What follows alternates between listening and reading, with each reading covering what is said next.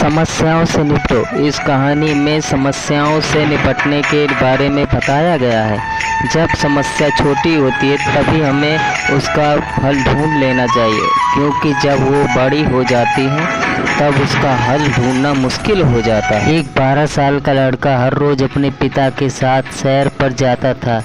एक दिन उस लड़के ने अपने पिताजी से कहा, चलो पापा, आज हम रेस लगाते हैं। जो भी पहले सामने वाले मंदिर को छू लेगा वो रेस जीत जाएगा। पिताजी तैयार हो जाते हैं। मंदिर की दूरी काफ़ी थी।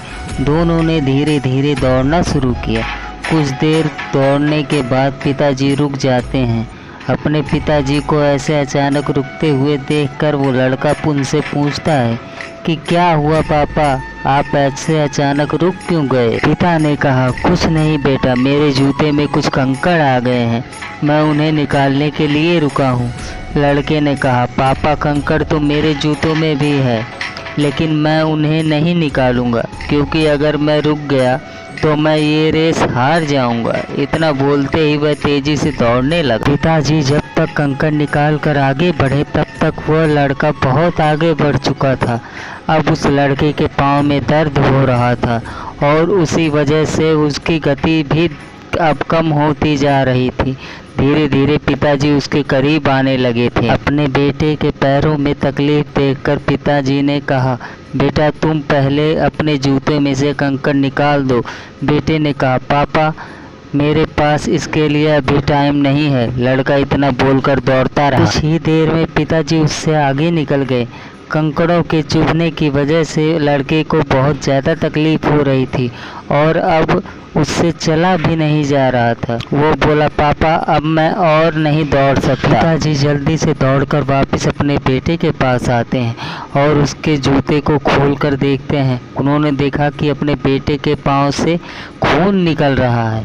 वो उसे घर ले जाते हैं और मरहम पट्टी करते हैं। जब बेटे का दर्द कुछ कम होता है तब पिताजी उन्हें समझाते हैं, बेटा, मैंने आपसे कहा था कि पहले अपने कंकड़ों को निकाल लो फिर दौड़ो।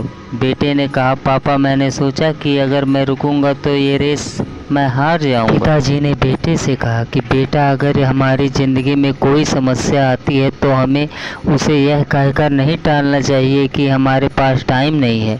अगर हम ऐस समस्या को नज़रअंदाज करते हैं तो वो धीरे धीरे और बड़ी बन जाती है और अंत में हमें जितना नुकसान पहुंचा सकती थी उससे कई गुना ज़्यादा नुकसान पहुंचा देती है।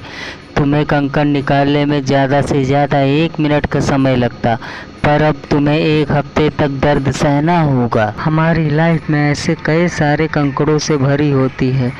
तो कभी रिश्तों में कड़वाहट आ जाती है, तो कभी फाइनेंस को लेकर हम परेशान हो जाते हैं, कभी हमें अपने साथ काम करने वाले कॉलेजेस से परेशानी होती है। रिश्तों की जिस कड़वाहट को हम एक सॉरी बोलने से दूर कर सकते हैं, वो देर करने पर अब टूट जाता है।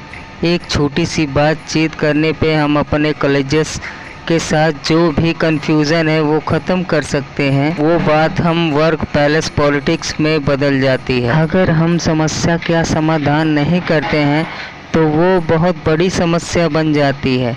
हमें बैठे रहने की जगह पर समस्या से निपटना चाहिए। हमें समस्या का हल तभी लाना चाहिए जब वह छोटी होती है, क्योंकि देर करने पर वो इन कंकड़ों की तरह हमारा खून बहा सकती है। प्यारे दोस्तों, अगर आपको हमारी कहानी समस्याओं से निपटो अच्छी लगी हो तो अपने दोस्तों के साथ शेयर कीजिए और कमेंट में ज़रूर बताइए कि कैसी लगी हमारी स्टोरी। मेरी हर एक वीडियो आप देखते रहिए और अपने इस बेटे को आशीर्वाद और प्यार बनाए रखिए। आप सभी का तहे दिल से धन्यवाद।